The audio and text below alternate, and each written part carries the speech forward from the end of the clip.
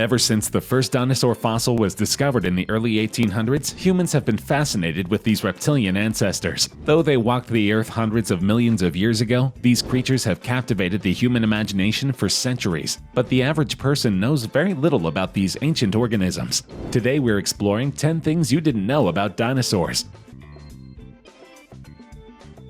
Most people think of dinosaurs as part of an unbroken lineage with reptiles, ruling the earth for millions of years. But it turns out separate species of reptiles established dominance eons before the creatures we think of as dinosaurs, like the Tyrannosaurus rex, Velociraptor, and Stegosaurus. Scientists widely believe Ornitholmus was the first species of reptile on Earth, rising from the bogs and swamps 315 million years ago. This creature had 4 feet, scaly skin, and laid eggs, all qualities that we associate with reptiles. This creature ushered in an era when amphibians shrank from prominence and reptiles prospered. These creatures, known as pelycosaurs, had many resemblances to dinosaurs and are often miscategorized as dinosaurs, but they have their own distinct qualities. They were followed by therapsids, a bizarre mixture of reptile and mammal, more than 100 million years later. Then came the archosaurs. Most scientists consider them the precursor to dinosaurs. They looked similar, but the teeth of archosaurs were more firmly set in their jaw sockets, which would have been an evolutionary advantage, and it's possible that they were quicker to evolve upright bipedal postures. And bear in mind that this was more than 200 million years before the first dinosaurs arrived. Contrary to popular belief, there were several dynasties of bloodthirsty lizards living on Earth before dinosaurs had even evolved.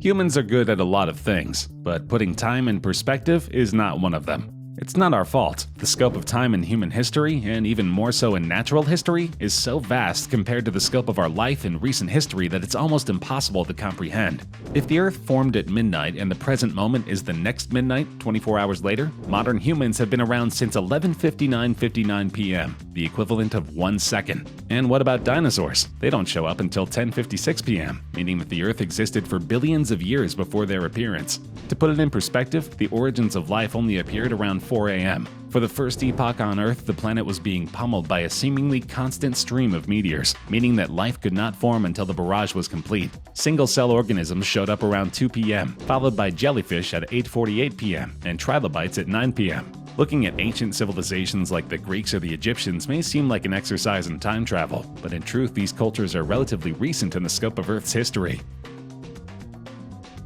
Modern birds appeared to emerge in a snap of evolutionary time, but new research illuminates the long series of evolutionary changes that made the transformation possible. Modern birds descended from a group of two-legged dinosaurs known as theropods, whose members include the towering Tyrannosaurus rex and the smaller velociraptors. The theropods are most closely related to avians, generally weighed between 100 and 500 pounds, giants compared to most modern birds, and they had large snouts, big teeth, and not much between the ears. A velociraptor, for example, had a skull like a coyote's, and a brain roughly the size of a pigeon's. The hunt for the ancestors of living birds began with a specimen of Archaeopteryx, the first known bird, discovered in the early 1860s. Like birds, it had feathers along its arms and tail, but unlike living birds, it also had teeth and a long bony tail. Scientists quickly found links in the DNA between ancient bird-like dinosaurs and modern-day birds. They even found the connection in poultry, meaning that the modern-day chicken is actually a descendant of the velociraptor. It's difficult to believe, but these creatures that once ruled the earth have been reduced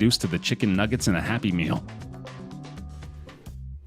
Nicknamed Titanosaurs for their massive stature, many dinosaurs dwarfed modern-day animals. Though the blue whale is still the largest animal in the history of the world by mass, many other reptiles were longer and taller. One of the largest titanosaurs, possibly the largest according to some sources, was Dreadnoughtus. It had a total length of roughly about 100 feet and an estimated mass of about 65 tons. Dreadnoughtus is known from rock deposits in southern Patagonia, Argentina, that date to about 77 million years ago. However, Patagotitan majorum may have been the world's largest terrestrial animal of all time, based on size estimates made after considering a haul of fossilized bones attributed to the species. The collection included a femur that measured 8 feet from end to end. Because of its huge size, Patagotitan was simply known as the Titanosaur between its initial discovery in 2014 and its formal naming in August 2017. It is thought to have weighed approximately 77 tons and measured 122 feet long, but some researchers believe these are overestimates. And then there's the Argentinosaurus, native to what is now Argentina. This creature measured an unreal 131 feet in length.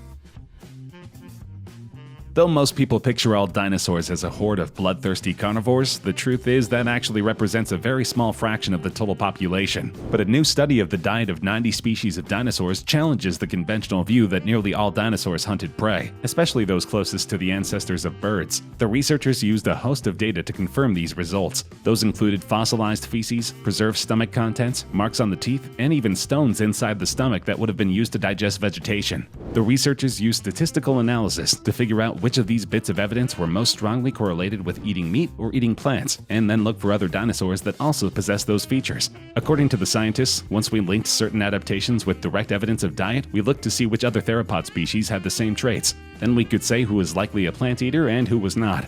Applying their data on diet, the researchers found that 44 theropod species distributed across 6 major lineages were eating plants, and that the ancestor to most feathered dinosaurs and modern birds had probably already lost its appetite for flesh alone. The use of a toilet may seem like a modern invention, but scientists have found 240 million-year-old communal latrines that contain 94 fecal samples per square meter in various shapes, colors, and sizes. These reptile restrooms are more than 200 million years older than previous known examples of such communal behavior in animals, and they represent the first earliest evidence of a large animal species other than mammals exhibiting such behavior. The use of communal latrines has only been known for some recent mammals, such as horses, tapirs, and elephants, and for some birds, such as the ancient ostrich-like moa. The researcher revealed that one purpose of communal latrines would be to keep parasites in one place, on the principle that you don't poo where you eat. He added, it's also a warning to predators. If you leave a huge pile, you are saying, hey, we are a big herd, watch out. The fact that such an old and large dung pile was able to survive for millions of years is credited to a deluge of volcanic ash which preserved it over hundreds of millions of years. Of course, it is impossible to know exactly what caused this kind of behavior, but scientists can infer much information using context clues.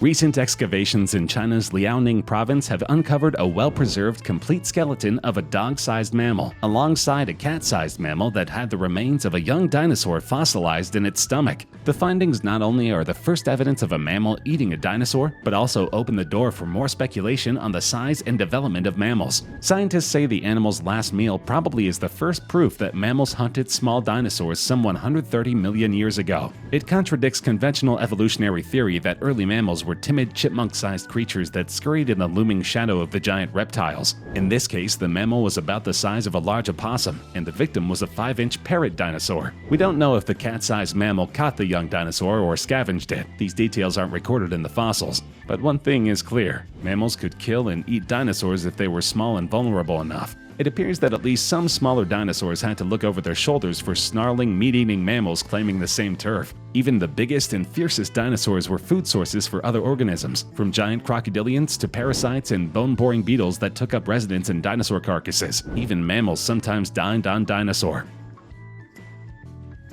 The world of Jurassic Park may not be as distant as we previously believed. In Jurassic Park, dinosaurs were brought back to life after scientists grabbed their DNA from a bug encased in amber. Not a bad idea, but in real life, 66-million-year-old DNA would be way too degraded to be of much use, says Hans Larsson, a paleontologist at McGill University. Maybe there is a way, but we haven't found it yet. Larsson believes that by flipping certain genetic levers during a chicken embryo's development, he can reproduce the dinosaur anatomy, he told AFP in an interview. Though still in its infancy, the research could eventually lead to hatching live prehistoric animals, but Larsson said there are no plans for that now, for ethical and practical reasons. A dinosaur hatchery is too large an enterprise. The idea for the project, Larsson said, came about during discussions with renowned American paleontologist Jack Horner, who served as technical advisor for the Jurassic Park films. Horner recently wrote a book entitled How to Build a Dinosaur, in which he refers to the embryo experiment as part of a quest to create a Chickenosaurus. So far, the project has been a partial success. Larsson has managed to create chicken embryos that are growing teeth and long, scaly tails. Perhaps it is just a matter of time before a living dinosaur hatches from a chicken egg. The Ornitholmus was an ostrich-like dinosaur with a toothless, horny beak, a small head, large eyes, a relatively large brain, a long neck, long tail, long legs, and hollow bones. It was about 15 to 20 feet long and 6 to 8 feet tall. About half of its length was its neck and tail. It had short arms with 3 clawed fingers on each hand, and long legs with 3 clawed toes on each foot. A long tail acted as a counterbalance and as a stabilizer during fast turns. Visually, it was not a remarkable dinosaur in any way, but when the Ornitholmus began running, it proved that it was truly singular. Ornitholmus not only resembled an ostrich, but it presumably behaved like an ostrich as well, meaning it could hit sustained running speeds of about 30 miles per hour. Since all the evidence indicates that this dinosaur was a plant eater, it clearly used its blazing speed to escape from predators, such as the numerous raptors and tyrannosaurs that shared its late Cretaceous habitat.